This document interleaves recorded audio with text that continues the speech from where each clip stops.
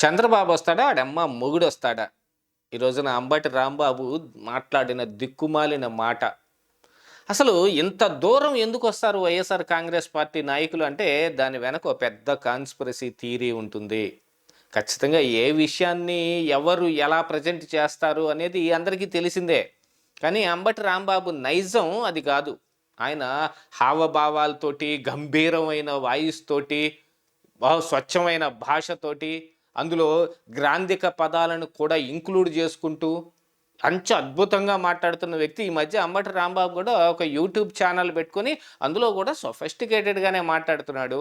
అలాంటి అంబటి రాంబాబు ఈ రోజున నేను మొట్టమొదట చెప్పిన ఆ మాట ఎందుకు మాట్లాడాడు, అమ్మ మొగుడు దాకా ఎందుకు వెళ్ళాల్సి వచ్చింది. ఇక తర్వాత లకారాలు మకారాలు చకారాలు కూడా తీశారు, లం కొడక అని కూడా తిట్టేశాడు. ఎందుకని ఇంత దూరం వెళ్ళారు అంటే, వైఎస్ఆర్ కాంగ్రెస్ పార్టీ ఓ ప్లాన్ చేసుకుంది కాబట్టి. అందున ఎస్పెషల్లీ ఈ రోజున చూస్తే పేర్ని నాని కానీ అంబటి రాంబాబు కానీ విపరీతంగా రెచ్చిపోతూ ఉన్నారు. దాని వెనక ఓ ప్రత్యేకమైన కారణం ఉంటుంది. అది కొత్తగా ఇప్పుడు బయటకు వచ్చిందేం కాదు. గతం నుంచి వాళ్ళు చేస్తున్న ప్రయత్నాలే. పవన్ కళ్యాణ్కి సంబంధించిన కులానికి సంబంధించిన వ్యక్తులు కాబట్టి వాళ్ళని రెచ్చగొట్టటానికో, లేకపోతే ఇదిగో కాపుల మీద ఏదో దురాగతాలు జరిగిపోతున్నాయని చెప్పటానికో, లేకపోతే ఎంత జరుగుతున్నా కూడా ఇంకా పవన్ కళ్యాణ్ ఆ కూటమిలో ఏం చేస్తున్నాడు, కమ్ అవుట్, రామను బయటికి ప్రతిపక్ష పాత్ర పోషించమను అని అంటానికో, ఇట్లాంటి మాటలన్నిటినీ మాట్లాడుతూ ఉంటారు. దాంతోపాటుగా ఏంటంటే ఇప్పుడు ఇష్యూ డైవర్షన్ ఒకటి కావాల్సి వచ్చింది వైఎస్ఆర్ కాంగ్రెస్ పార్టీకి. వాళ్ళు ఎంత విపరీతంగా అందులో టీటీడీ కల్తీ నెయ్యిలో జంతు కొవ్వు లేదు అని సిబిఐ సిట్టు ఛార్జ్షీట్లో చెప్పింది అని చెప్పటానికి విస్తృత ప్రయత్నం చేస్తున్నప్పటికీ గాను దాంట్లో వాళ్ళకి ఏమంత ఫ్రూట్ఫుల్గా ఉండేది, వాళ్ళ మాట నమ్మే విధంగా ఎటువంటి ప్రచారం నడవట్లేదు. వాళ్ళ ప్రచారం దాదాపుగా వీగిపోతుంది. ఎందుకు అనంటే ఈ రోజున చాలా అంశాలు ఇంకా తెరపైకి వస్తున్నాయి. సిబిఐ సిట్టు ఏ ఛార్జ్షీట్లో దర్యాప్తులో ఏమేమి ఫైండ్ అవుట్స్ చేశారో అందులో జంతు కొవ్వు ఉందా లేదా అనే విషయాన్ని వాళ్ళు ప్రస్తావించలేదు. కాకపోతే వాళ్ళు ఎక్కడైతే ఆ శాంపిల్స్ని టెస్ట్ చేయించారో ఆ టెస్టింగ్ ల్యాబ్లో ఎన్డీడీబీ ల్యాబ్ లేకపోవటం ఒక ఆశ్చర్యానికి గురి చేసింది. ఎందుకని వాళ్ళు ఎన్డీడీబీ ల్యాబ్లో దాన్ని టెస్ట్ చేయించలేదు అనే ప్రశ్న కూడా ఇప్పుడు ఉత్పన్నం అవటం మొదలుపెట్టింది. ఎందుకంటే చంద్రబాబు నాయుడు పోస్కోలు కబుర్లు కాదు ఆ రోజున చెప్పింది, ఎన్డీడీబీ ఇచ్చిన రిపోర్టును ఆధారంగా చేసుకుని అందులో లాస్ట్లో ఉన్న ఎనెక్ష్యూర్లో వాళ్ళు ప్రస్తావన చేసినవి, అందులో ఏమేమి ఉండే ఫారిన్ ఐటమ్స్ ఏమి ఉన్నాయి అనే దాంట్లో బీఫ్ టాలో అనే పేరును కానీ, లార్డ్ అనే పేరును కానీ, ఫిష్ ఆయిల్ అనే పేరును కానీ అందరూ అందులో మెన్షన్ చేసి ఉన్నదాన్ని చంద్రబాబు నాయుడు చెప్పాడు. ఈ రోజున మళ్ళీ తిరిగి అది జరుగుతోంది. దాన్ని వైఎస్ఆర్ కాంగ్రెస్ పార్టీ ఏదో సిబిఐ ఇందులో జంతు కొవ్వు లేదు అని వాళ్ళకి క్లీన్ చిట్ ఇచ్చేసినట్టుగా మాట్లాడుతున్నారు. దీంతో పాటుగా ఏమిటంటే అసలు ఇలాంటి కల్తీల మొత్తానికి కారణమైన ఒక అమెండ్మెంట్, నియమ నిబంధనల సడలింపు అనే దాని మీద మొత్తం ఆధారపడి ఉంది. ఆ సడలింపు ఎందుకు ఇచ్చారు అంటే వైవి సుబ్బారెడ్డి సమయంలో ఆ సడలింపు ఇచ్చారు. చుక్క పాల సేకరణ అనేది లేకపోయినప్పటికీ ఆ డైరీలకి మీరు నెయ్యిని కొనటానికి కాంట్రాక్ట్ ఇవ్వచ్చు. వాళ్ళ దగ్గర ఇదిగో ఇంత స్థాయిలోనే నెయ్యి వాళ్ళు ఉత్పత్తి చేయగలిగిన వాళ్ళకి మాత్రమే ఇవ్వాలి అని ఉన్నదాన్ని కూడా సడలించి ఎవరైనా ఉత్పత్తి చేయొచ్చు, దాన్ని సరఫరా చేయొచ్చు అని అమెండ్మెంట్ ఇచ్చి ఏఆర్ డైరీకి ఆ కాంట్రాక్ట్ని కట్టబెట్టారు. వాళ్ళ దగ్గర బోలే బాబా డైరీ, వైష్ణవి డైరీ, ఇంకా చాలా డైరీలు విస్తృతంగా విశృంఖలమైన నాట్యం అంతా చేసి పామాయిల్ని తీసుకొచ్చి నెయ్యి అనే పేరుతోటి టీటీడీకి అంటగట్టేశారు.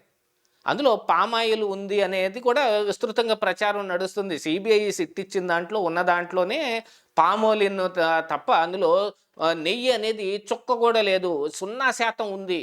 ఇంకా అందులో ఏమున్నట్టు లెక్క నెయ్యి అనే పేరుతోటి పామాయిల్ని తీసుకొచ్చి 68 లక్షల కేజీలు అందులో కోటాను కోట్లు లడ్డూలు తయారు చేసేసి జనాలకు కూడా బంచేశారు. అందులో ఏదైనా ఉపద్రవం జరిగినా దీనివల్ల జరిగిందని ఎవరు అనుకుంటారు? ప్రసాదం తిన్నాడు, పడిపోయాడు, ఆసుపత్రి పాలయ్యాడని ఎవరు అనరు కదా. వేరే ఏదో కారణం, ప్రతి మనిషికి ఏదో ఒక ఇంటర్నల్గా ఒక సమస్య ఉంటుంది కాబట్టి ఆ సమస్యకేమో అని అనుకుంటారు. దాంట్లో ఏం జరిగిందో కూడా తెలియదు ఎంతమందికి ఏమైందనే విషయాన్ని. మరి ఈ రోజున విస్తృతంగా వీళ్ళు జంతు కొవ్వు లేదు, చంద్రబాబు నాయుడు గుండు కొట్టించుకొని క్షమాపణ చెప్పాలని బొమ్మన కరుణాకర్ రెడ్డి లాంటి వాళ్ళు, ఎందుకంటే ఏ టీటీడీ బోర్డుకి చైర్మన్గా పనిచేశాడో ఆయనే గతంలో ఆ పైన ఉన్నది ఏంటి దేవుడా, అది నల్ల రాయ్యా అని మాట్లాడిన మా వ్యక్తి. అసలు ఆ కూతుర్ని ఆయన కూతురు యొక్క వివాహం ఏ సాంప్రదాయంలో జరిగిందో కూడా అందరికీ తెలుసు. ఇక వైవి సుబ్బారెడ్డి సంగతి వస్తే ఇంకా దాని గురించి మనం చెప్పేది ఏం లేదు. వీళ్ళందరూ నోటికొచ్చినట్టు మాట్లాడుతుంటే ఇప్పుడు ప్రభుత్వం తరపు నుంచి కానీ టీడీపీ పార్టీ తరపు నుంచి కూడా గట్టి రిటార్ట్ ఎదురవటంతో పాటుగా టీడీపీ కార్యకర్తలు ఒక వినూత్నమైన పథకాన్ని ఒకదాన్ని చేసుకొని, పిడుగురాళ్లలో మొదలైంది సంస్కృతి, మరి మహాపాపం పేరిట ఫ్లెక్సీలు వెలిసి దాన్ని ఊరంతా విస్తరించడం మొదలుపెట్టాయి. ఈ విస్తరణ జరుగుతుంటే అంబటి రాంబాబు ఊగిపోయాడు. 24 గంటల్లో కనుక మీరు ఫ్లెక్సీలు తీసేయకపోతే అంచత్ నేను వచ్చి నేనే చింపేస్తానని. అంతకు మించిన మొనగాడు ఎవడు లేడు కాబోలు. కాలు పట్టుకొని లాగి ఈడ్స్ అవతల పాడేస్తే 22 రోజులు ఇంట్లో పడుకోవాల్సిన వ్యక్తి 24 గంటల్లో నేను చింపేస్తాను అని అల్టిమేటం ఇచ్చాడనంటే ఏమనుకుంటారు ఎవరైనా? అదే అట్లాంటిది ఈ రోజున అంబటి రాంబాబు మరి ఎక్కడికి వెళ్ళొస్తున్నాడో తెలియదు. లేదు నిజంగానే కావాలని ఆ ఫ్లెక్సీల వైపుగా వెళ్ళాడేమో. దాని వెనక కూడా ఒక కుట్ర ఉంటుంది. ఎందుకని అక్కడ మరి టీడీపీ కార్యకర్తలు అడ్డగించారో తెలియదు. వాగ్వాదంలో చంద్రబాబు నాయుడు ఏంటి, వాడమ్మ మొగుడు వచ్చినా సరే ఆగేదేమి లేదు, ఎవడొస్తాడు రండి లం కొడుకులు అని ఇట్ట పిచ్చి భాష అంతా మాట్లాడేశాడు.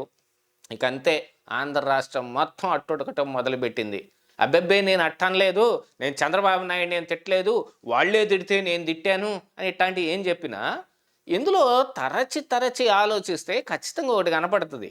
గతంలో పట్టాభి కూడా బోసుడికే అనే ఒక మాట అన్నాడు. మరి అందులో ఎంత బూత్ ఉందో, మరి జగన్మోహన్ రెడ్డికి ఆ బూత్ ఎంత రేంజ్లో తగులుతుందో ఎవరికి తెలియదు. కానీ దానికి లంచా కొడక అనే ఒక మాటకి బోసుడికే వాడతారు అని ఒక కట్టుకథను అల్లేసేసి పట్టాభి ఇంటి మీద దాడి కావచ్చు, టీడీపీ పార్టీ ఆఫీస్ మీద దాడి కావచ్చు, విస్తృతంగా చేసి పడేశారు.